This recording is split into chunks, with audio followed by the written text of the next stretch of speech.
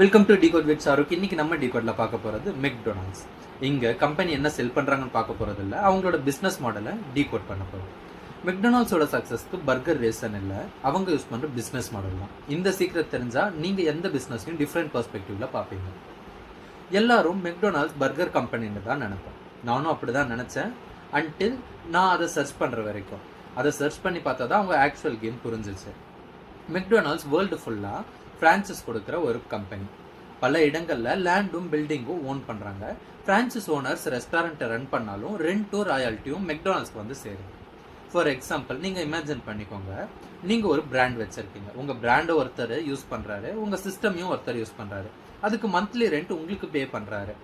இதுதான் ஒரு ஸ்கேலபிள் பிசினஸ்க்கான திங்கிங். ஃபார் எக்ஸாம்பிள், அவர் பேமெண்ட்டும் ப்ராப்பர்ட்டியும் மெக்டொனால்ட்ஸ் வாங்கிக்கிறாங்க.